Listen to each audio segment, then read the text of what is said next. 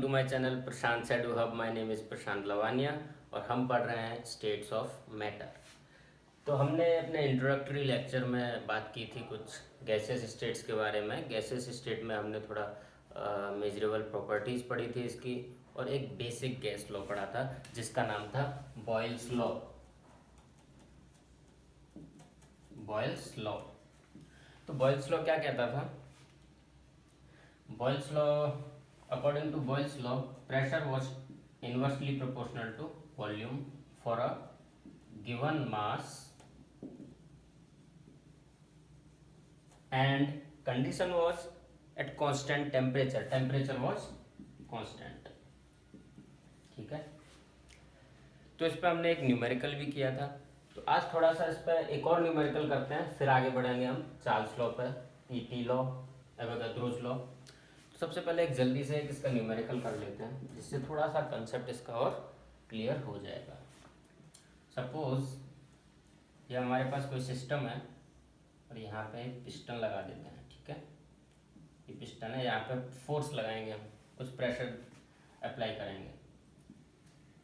ये दूसरा, after applying pressure piston को थोड़ा दबाया। ठीक है, पिस्टन को थोड़ा दबाया मतलब प्रेशर बढ़ाया। सपोज यहाँ पे प्रेशर था 10 atm and we increase this pressure by 100%। 100% increase in pressure. ठीक है, इनिशियल वॉल्यूम वाज, अच्छा इसमें कुछ मार्बल्स डाले हुए हैं, मैंने क्या किया इसमें 10 मार्बल्स डाल दिए, 10 नंबर ऑफ मार्बल्स। इसमें भी होंगे वो 3 4 5 6।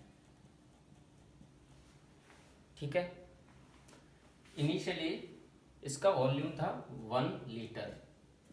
ओके, इस चैम्बर का वॉल्यूम था 1 litre and after applying pressure, जब पिस्टन को हमने दबाया तो इसका प्रेशर हो गया 625 ml।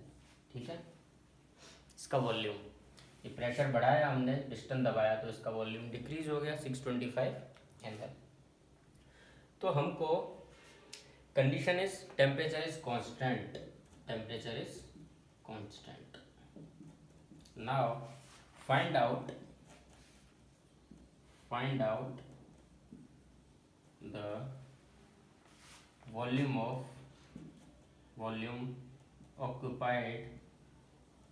occupied by 1 marble.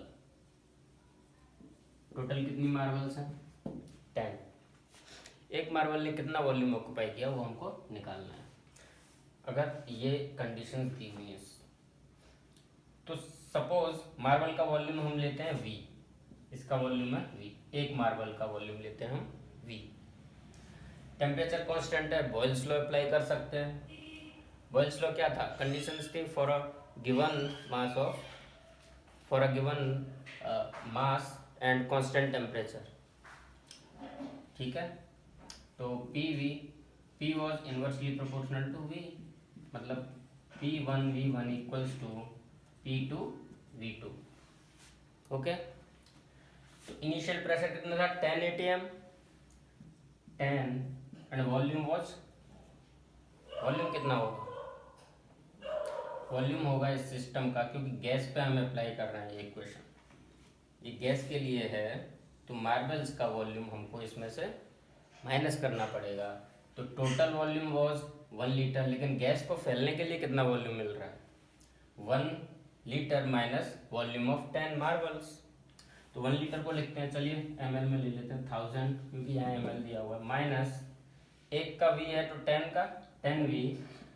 Okay, equals to pressure, initial pressure was 10 atm and final pressure क्या हो रहा है?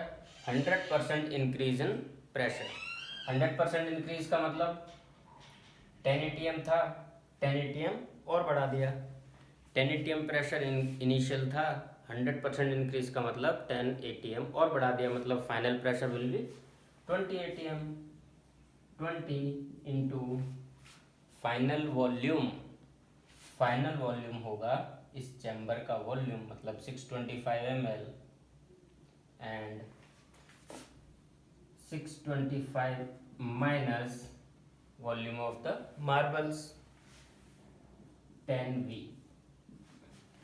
Okay, now we can simply solve this equation. तो हमको एक मार्बल का वॉल्यूम मिल जाएगा. कैसे? ये 10 से ये हो जाएगा 2 टाइम्स, तो 1000 कर लो फटाफट सॉल्व. कैलकुलेशन है 2 इंटू 625 1250 माइनस 20V, इधर ले आओ 10V equals to 1250 minus 1000V equals to कितना हो जाएगा 250, मतलब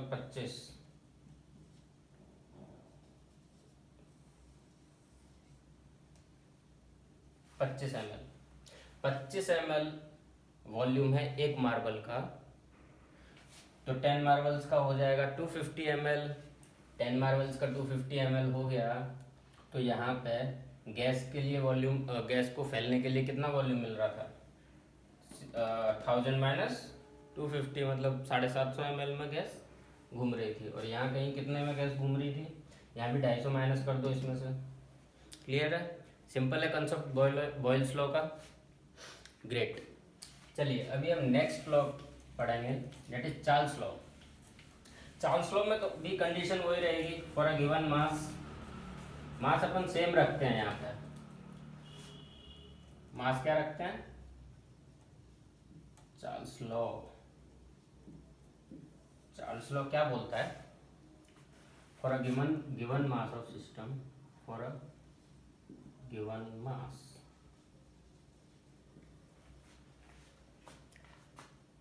किसी फिक्स्ड मास के लिए, फॉर अ फिक्स्ड मास भी लिख सकते हैं इधर. For a fixed mass at constant pressure.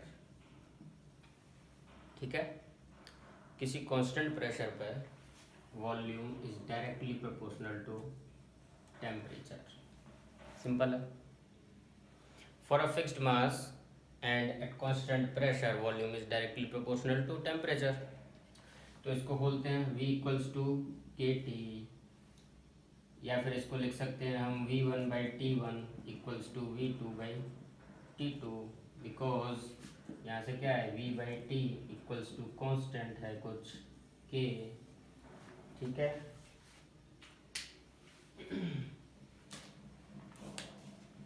तो इसको हम लेके सॉल्व करेंगे,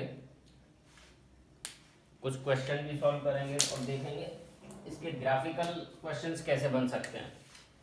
जैसे हमने बॉयल्स लॉ के केस में पढ़ा था, सबसे पहले देख ही लेते हैं. ये है हमारा V and this is T. V और T के बीच में कैसा ग्राफ बनेगा? Y equals to mx plus c, straight line equation. What is this? V equals to KT, here c is 0, constant is 0, मतलब y is V, x is T, slope is K. तो मतलब simple है, जहाँ से 0 से जा रहा होगा ऐसा कुछ ग्राफ बनेगा इसका. ठीक है, गुड. तो यहाँ पे इसका कुछ स्लोप होगा. Slope is equals to K. Okay, intercept is 0, यहाँ से जाएगा. तो लेट्स से आपको अभी अगर दे देता है वो इसी ग्राफ में VT ग्राफ है, तो उसने ये दे दिया 3, और वो पूछ रहा है ये P1, ये P2, ये P3. P1, P2, P3 में कौन सा प्रेशर ज़्यादा है, कौन सा प्रेशर कम है, अगर आपको ये दिया हुआ है तो. और हमको पता है V इक्वल्स टू KT. ठीक है, और PV इक्वल्स टू nRT से कैसे? This is fix, pressure is fix. इसके लिए मान लो R इज ऑल्सो कॉन्स्टेंट, तो V is directly proportional to temperature. तो अभी हमको यहाँ निकालना है, तो एक स्ट्रेट लाइन खींच लो, एक स्ट्रेट लाइन ले लो. ठीक है, यहाँ पे कुछ होगा टेम्परेचर T1, यहाँ पे T2, T3। तो यहाँ पे हमको प्रेशर देखना है कौन सा ज़्यादा होगा, तो हमें स्लोप देखना पड़ेगा, मतलब K, मतलब ये है volume V equals to NR/P, ठीक है, इंटू T। तो यहाँ पे स्लोप है NR/P, दैट इज स्लोप। मतलब प्रेशर ज़्यादा स्लोप कम, प्रेशर ज़्यादा NR/P की वैल्यू कम, मतलब स्लोप कम। जिसका स्लोप कम है, सबसे कम स्लोप इसका है, फिर इसका हो जा रहा है सबसे ज़्यादा P1 वाले का है। तो जिसका स्लोप कम प्रेशर ज़्यादा, मतलब P3 is greater then P2 is greater then P1। ठीक है, क्लियर है। और क्या यहाँ पे पूछ सकता है वो आपसे, थोड़ा सा और पूछेगा तो वो बोलेगा log V और log T। log V और log T का ग्राफ कैसा दिखेगा भाई, स्लोप बताइए उसका। तो log ले लो, log V, इस इक्वेशन का log लो, log V equals to log T plus log, सारे पेन खत्म होते जा रहे हैं, इसको ट्राई करते हैं।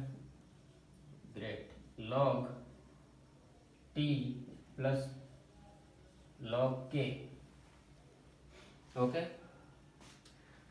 तो अब यहाँ पे हमारा हो गया y equals to mx, x क्या है ये, स्लोप क्या है 1, प्लस c क्या है log k, मतलब इंटरसेप्ट यहाँ पे हमारा log k। तो यहाँ से कहीं से जाएगा, दिस इज log k, और इसका जो स्लोप होगा that will be 1, मतलब एंगल इज 45 डिग्री। क्लियर है, इजी है, सिंपल है, ज़्यादा सोचना नहीं है इसमें। और ग्राफ में इससे ज़्यादा कुछ पूछेगा नहीं वो आपसे, इसमें और क्या बन सकता है, कुछ नहीं बनेगा। इसकी वैल्यूज कुछ दे देगा, log V log P, इस पर कुछ वैल्यूज पुट करके एक क्वेश्चन दे सकता है, और ज़्यादा कुछ है नहीं। चलिए आगे चलते हैं। नेक्स्ट क्या आता है, PT law. Similarly PT law है, उसमें भी हमको ज़्यादा नहीं देखना, जो हमने बॉयल्स लॉ और चार्ल्स लॉ में पढ़ा उतना ही PT लॉ। बेसिक क्या था, for a fixed mass, for a fixed mass PT क्या बोलता है, at constant volume, PT according to PT law, at constant volume pressure is directly proportional to temperature. अगर हम प्रेशर बढ़ाते हैं किसी भी चैम्बर पे, किसी भी गैस के लिए अगर हम प्रेशर बढ़ाते हैं तो टेम्परेचर भी इंक्रीज करेगा। तो P is directly proportional to T, तो P इक्वल्स टू KT, तो that is the equation of straight line mx plus c। इसके साथ हम log भी डाल लेते हैं क्योंकि log का भी करना है question. log P equals to log K plus log T। ठीक है, ग्राफ देखते हैं। एक ग्राफ आएगा P और T का स्ट्रेट लाइन, जैसे V और T का आया था। इसका स्लोप क्या है, इसका स्लोप है K। नेक्स्ट एक आपको पूछेगा वो P और T का ग्राफ है, तो V1 V2 V3 कौन सा वॉल्यूम इनमें ज़्यादा होगा। तो हम जानते हैं PV इक्वल्स टू nRT, तो P equals to NR/V into T।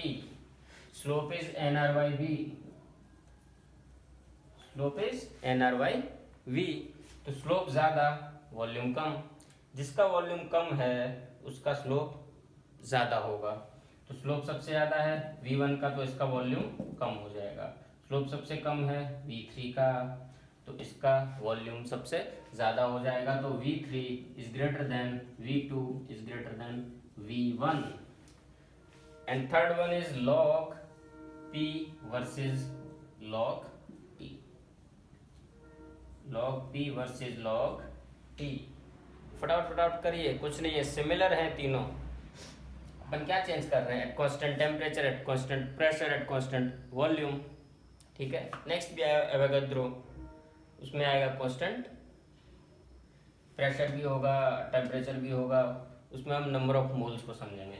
चलिए, वो आपने मोल कॉन्सेप्ट में भी पढ़ा होगा, एक बार फिर से पढ़ा देता हूँ। इसका क्या बनेगा, सेम, ये क्या है, this is NR/V, okay, slope log, sorry, this is log K, and slope is 1 to 45 degree, 1045 1, ठीक है, गुड। चलिए, अब नेक्स्ट हम पढ़ेंगे एवोगाद्रोस लॉ। हेडिंग डाल लो। चलिए एक क्वेश्चन कर लेते हैं उससे पहले, ज़्यादा हो जाएगा नहीं तो एक थोड़ा सा इसको रिवाइज कर लेंगे उस क्वेश्चन से। एक सिलेंडर है, what is this, this is a gas cylinder, ठीक है।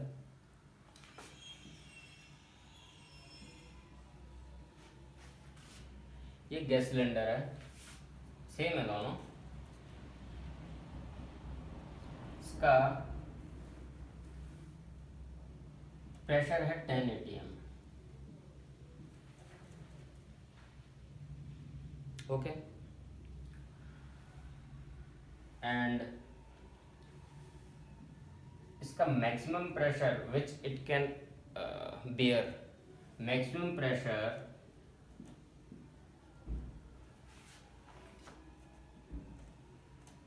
which the cylinder can bear is 20 atm, 20 atmosphere, ठीक है। उससे ज़्यादा प्रेशर देंगे तो ये झेल नहीं पाएगा, फट जाएगा, ठीक है। तो इसको अपन क्या कर रहे हैं, इसको हीट कर रहे हैं, क्या कर रहे हैं, हीट करेंगे तो टेम्परेचर बढ़ाएंगे, टेम्परेचर बढ़ाएंगे तो प्रेशर बढ़ेगा। तो दिस इज नॉर्मल, इसको बोलते हैं 25 डिग्री या 273 केल्विन पर, 270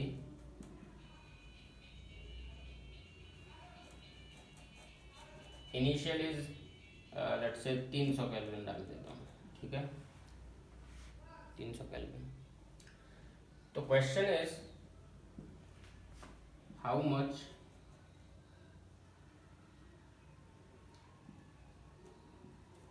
at what temperature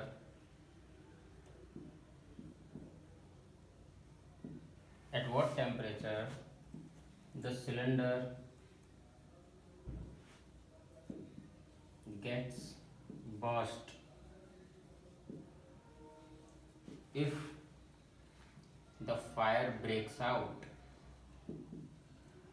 अगर आग लग जाए तो कितने टेम्परेचर पे सिलेंडर फट जाएगा। टेम्परेचर, ये सिलेंडर्स क्यों फटते हैं, कभी कभी क्या होता है, जब टेम्परेचर बढ़ जाता है, बहुत टेम्परेचर बढ़ जाता है, तो उसके अंदर का जो प्रेशर है, जो गैस एक्सर्ट करती है उसके सरफेस पे, वो बहुत बढ़ जाता है, तो उसकी लिमिट होती है, उससे ज़्यादा चला जाएगा तो बस्ट कर जाएगा। तो एट वॉट टेम्परेचर ये फट जाएगा, एक्सप्लोजन हो जाएगा इसमें। तो इसको क्या कर रहे थे हम, हीट, ठीक है। तो क्या करेंगे, वॉल्यूम तो सेम ही है अपना, V is constant, मास भी कांस्टेंट है for given fixed mass, and pressure और टेम्परेचर चेंज हो रहा है, pressure is directly proportional to T law से टेम्परेचर।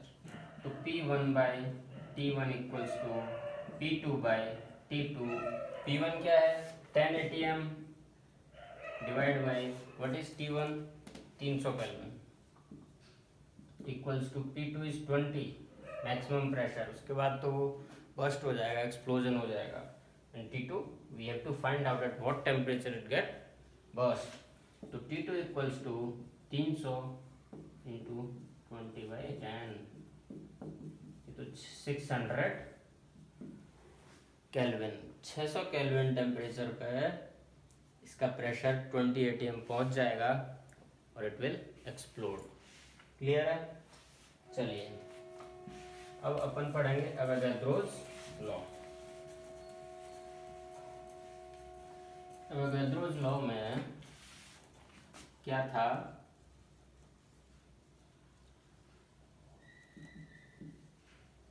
लिख लो, हेडिंग डालो। एवोगाद्रोस लॉ बोलता है कि under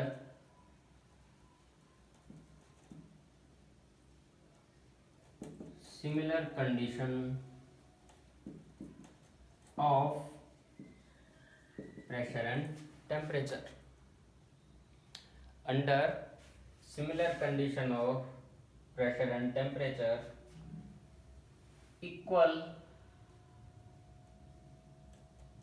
equal amount of volume will have equal number of molecules under similar condition of pressure and temperature. Equal amount of volume will have equal number of molecules. मैं इसको समझाता हूँ। Suppose ये हमारे पास 3 गैस हैं, O2, H2, this is ozone. मान लो 50 ml है, 50 ml, 50 ml। इसको हम एक सिस्टम के अंदर डालते हैं जहाँ पे क्या है, कंडीशन दोनों सबके लिए, तीनों के लिए अपन ने क्या कर दी, conditions are similar, pressure and temperature equal सबके लिए। ठीक है, कोई चेंज नहीं होगा उसमें। तो इनके कहने का मतलब ये है कि इक्वल अमाउंट ऑफ वॉल्यूम, अगर ये 50-50-50 है तो कोई भी गैस हो उसके इक्वल नंबर ऑफ मॉलिक्यूल्स ही होंगे। मतलब यहाँ 50 ml भरा हुआ है, यहाँ 50 ml, तो इसमें नंबर ऑफ मॉलिक्यूल्स जो हैं, number of molecules will be same. और दूसरे शब्दों में ये बोल सकते हैं, तो नंबर ऑफ मॉलिक्यूल्स को हम क्या देखते हैं, नंबर ऑफ मोल्स में, नंबर ऑफ मोल्स में, क्योंकि एक मोल में 1 मोल इक्वल्स टू कितना होता है, 6.02 into 10⁻23 मॉलिक्यूल्स। ठीक है, होता है। तो इसको मोल में देखेंगे, अगर इक्वल वॉल्यूम है तो इक्वल मोल्स होंगे। और दूसरे शब्दों में अगर बात करें तो अगर किसी सिस्टम में, किन्हीं अलग अलग सिस्टम में अगर वॉल्यूम ज़्यादा है तो उसके नंबर ऑफ मोल्स भी ज़्यादा होंगे, अगर वॉल्यूम कम है तो नंबर ऑफ मोल्स भी कम होंगे। तो मतलब अगर इसका सपोज इसको 50 की जगह 100 ml वॉल्यूम कर दिया तो इसके नंबर ऑफ मोल्स कितने हो जाएंगे। सपोज इसमें x था, ठीक है, x मॉलिक्यूल्स थे, x थे। अभी मैंने 50 का 100 किया तो 2x हो जाएंगे। इसको सपोज 150 किया तो इसका 3x मॉलिक्यूल्स हो जाएंगे। ठीक है, मतलब जो change in number of molecules है वो वॉल्यूम के प्रोपोर्शनली चेंज होगा। समझ में आया? समझ में आया यहाँ तक? मतलब V is directly proportional to N। ये क्या है, ये आ क्यों रहे हैं, ये हम वहीं बार बार घूम रहे हैं। देखो आइडियल गैस लो यही था ना, PV बराबर nRT। सबसे पहले हमने क्या किया था, सबसे पहले हमने किसी एक को फिक्स किया फॉर अ फिक्स्ड मास। हमने पहले इसको फिक्स कर दिया, भाई मास फिक्स्ड है, नंबर ऑफ मोल्स फिक्स कर दिया अपन ने, मास फिक्स किया। फिर हम बोलते हैं कि temperature at constant temperature pressure is inversely proportional to volume. फिर हम बोलते हैं at constant pressure volume is directly proportional to temperature. फिर हम बोलते हैं at constant volume pressure is directly proportional to temperature. अब हम बोल रहे हैं at constant pressure and temperature, ये तो ऑलरेडी कांस्टेंट है ही, volume is directly proportional to number of molecules और नंबर ऑफ मोल्स। समझ में आया? ये आइडियल गैस के इर्द गिर्द बार बार हम घूमे जा रहे हैं और अलग अलग लॉज को बोल रहे हैं। इन सब लॉज को मिला के बनी है आइडियल गैस इक्वेशन। तो यहाँ समझ आया, V is directly proportional to n, तो हम क्या करते हैं हर बार, V equals to k into n, मतलब V1 by n1 equals to V2 by n2। Okay, कोई डाउट? गुड। चलिए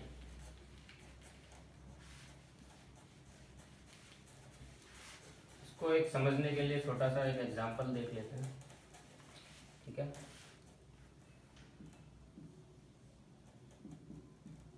ये ऑक्सीजन है, 2 ग्राम ये हाइड्रोजन है, ठीक है। Under similar condition of temperature and pressure हमको पूछा गया है, ऑप्शन दे देंगे वो कि वॉल्यूम ऑफ, ये सिस्टम 1 है, ये सिस्टम 2 है, under similar condition of temperature and pressure, under similar condition of temperature and pressure क्या होगा? Option 1, V of first is greater than V of two, second V of first is less than third, volume of 1 equal to volume of second system, and fourth is none. तो हमें ये volume निकालने के लिए क्या करेंगे हम, number of molecules या फिर number of moles. Number of moles के लिए n ऑफ O2 क्या होता है, number of moles, mass upon molar mass. Mass कितना है 16 ग्राम, मोलर मास कितना होता है ऑक्सीजन का 16, और मॉलिक्यूल है O2 है तो 32 हो जाएगा। That number of moles of oxygen is 1/2। In case of hydrogen 2 grams divide by molar mass 1 होता है, हाइड्रोजन मॉलिक्यूल है तो 2 हो जाएगा, मतलब कितना आएगा, चलिए इसको हम 1 ले लेते हैं, क्वेश्चंस बराबर कर लेते हैं। 1 तो 1/2 हो जाएगा। 1/2 मतलब number of moles of oxygen and number of moles of hydrogen are same, तो थर्ड आंसर हो जाएगा। ये क्वेश्चन आया हुआ है पहले, ठीक है। डाउट? गुड। चलिए आगे चलते हैं।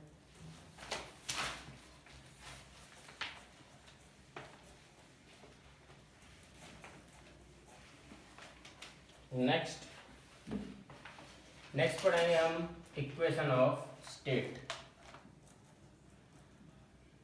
इन सबको मिला मिलू के एक बना दी उन्होंने इक्वेशन ऑफ स्टेट, वो है PV। इन सबको अभी तक जो पढ़ा है उसको सबको मिला दिया और एक बना दिया, PV/T इज कांस्टेंट, ठीक है, ठीक है।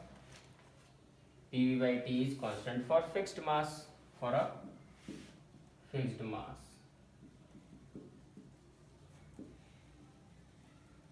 Okay, PV/T is constant, P1 V1 by T1 equals to P2 V2 by T2। अब क्या था हमारे पास स्टार्टिंग से, चलिए यहाँ साइड में देख लेते हैं। V was सबसे first Boyle's law, Charles law, PT law, and इन सबको मिला के अपन को क्या मिला,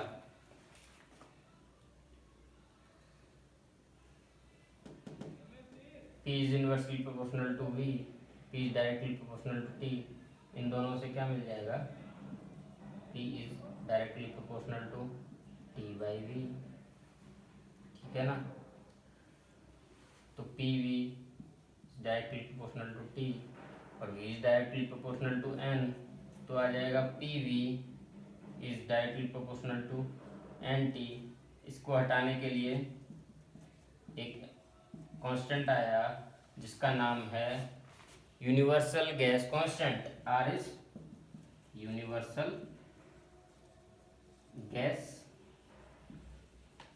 कांस्टेंट, और इसकी वैल्यू होती है, बहुत सारी वैल्यू 0.0821, जो हमको यूज करनी है वह 0.0821, और इसका यूनिट होगा ATM में लेना है प्रेशर, इंटू लीटर में लेना है वॉल्यूम, टेम्परेचर लेना है केल्विन में, और मोल्स तो मोल्स हैं, एटीएम लीटर पर मोल पर केल्विन। ये वैल्यू हमको इसकी यूज करनी है। क्लियर है? नोट कर लो। और इसकी वैल्यू आई कैसे, वो समझना है, वो समझ लेते हैं एक बार। चलिए, R equals to P V by, ये हो जाएगा, ठीक है। एट एस टी पी, इसको निकालने के लिए समझना पड़ेगा, एट एस टी पी मतलब standard temperature pressure, standard temperature pressure. तो प्रेशर क्या है? Standard 1 atm। Volume at S T P, ideal gas occupies 1 mole of ideal gas occupies 22.4 liter of a gas. 1 mole equals to 22.4 liter of, ठीक है। Eight S T P पे ideal gas के लिए उसका gas का 1 मोल 22.4 litre volume occupy करेगा, तो volume आ जाएगा 22.4। बस यहीं से ये हमको पता था। बाकी तो एस टी पी की जो सिचुएशन है, 1 atm pressure for 1 mole into temperature is 273, इसको सॉल्व करेंगे तो 0.0821 atm लीटर पर मोल पर केल्विन आ जाएगा, ठीक है। ओके,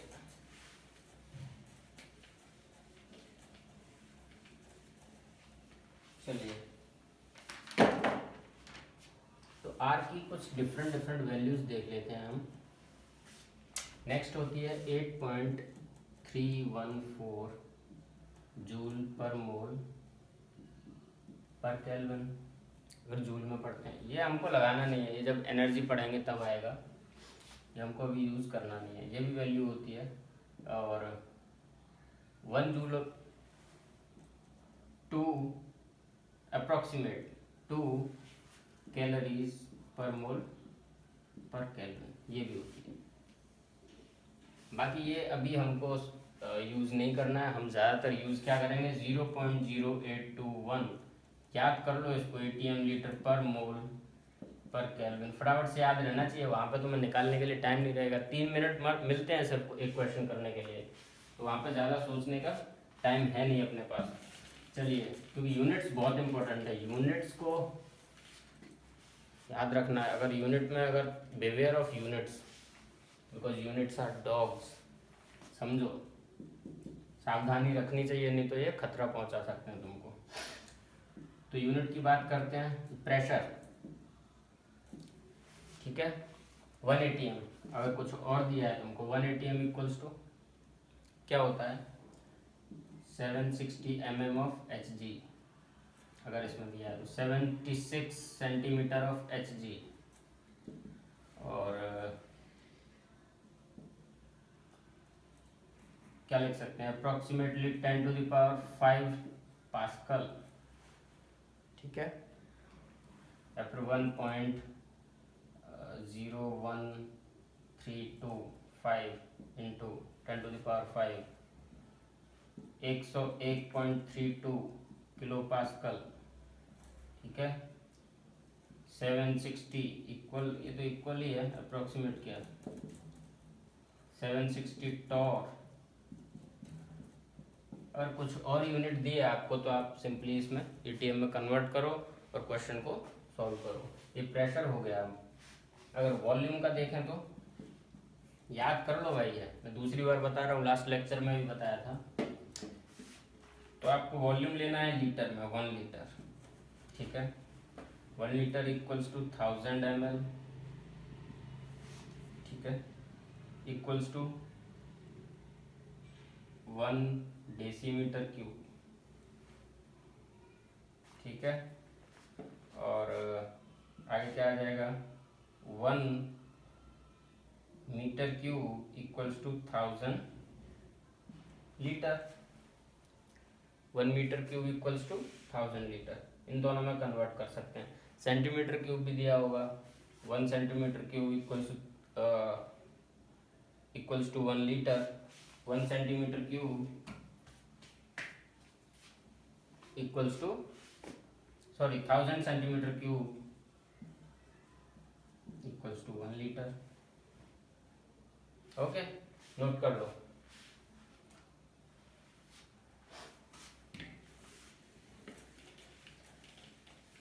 अभी नेक्स्ट हम कुछ क्वेश्चंस करते हैं. तो चलिए क्वेश्चंस नोट करो. पहला एक क्वेश्चन करते हैं, नोट करो. Question is find the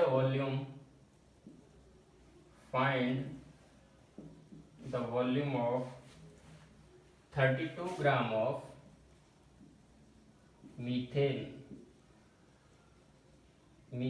ideal gas. Ideal gas का चल रहा है सब भाई. यहाँ पे कुछ रियल नहीं है. रियल में बताऊंगा कैसे डेविएशन ऑफ आइडियल गैस आता है, कैसे डेविएशन आता है या रियल गैस में जाता है वो. अभी हम सब जो भी पढ़ रहे हैं आइडियल सिचुएशन, आइडियल गैस में पढ़ रहे हैं. तो अभी जो भी कुछ आपको कैलकुलेशन करनी है वो आइडियल गैस के लिए करनी है. तो find the volume of 32 gram of methane. What is methane? CH4. 32 gram of methane at 27 degree Celsius and 380 mmHg. यहाँ पे आपको यूनिट्स की जरूरत पड़ेगी. देखिए इस क्वेश्चन में क्या करना है आपको.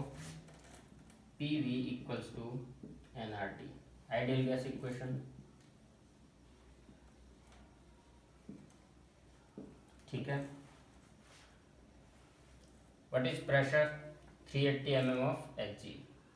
We know that 180 mm equals to 760 mm of Hg. तो 380 mm में कितना ATM हो जाएगा? 1/2. 380 mm of Hg. ठीक है, ये तो आ गया भाई.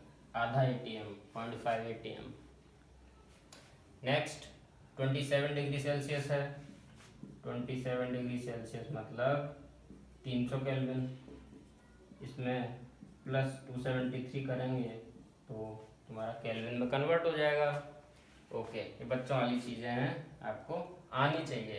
0.5 into volume. We have to find out the volume. Number of moles के लिए क्या करेंगे? Number of moles equals to mass 32 divide by molecular weight. Carbon का बोलो फटाफट कितना होता है? गुड, 12. हाइड्रोजन का 1, तो 4 हो गया. 12 और 4 16. 2 मोल. 2 moles 2 into R 0.0821 into temperature is 300. Solve this.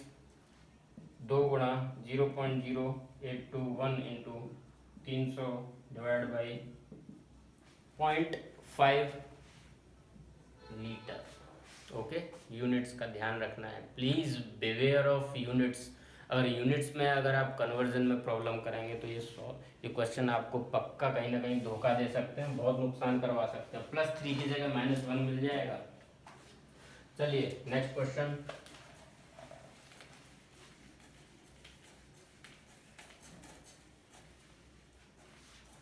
Find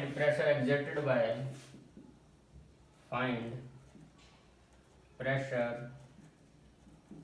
exerted by 14 gram of nitrogen gas at 127 degree Celsius in a container of 10 liter.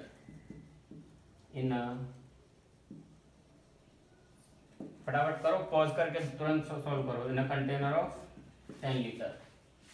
This is question. इसमें क्या करोगे भाई? करना क्या है? PV equals to nRT. What is pressure? We have to find out the pressure equals to nRT by V.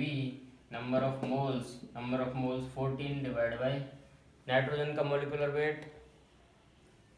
Nitrogen N2 28 into 0.0821.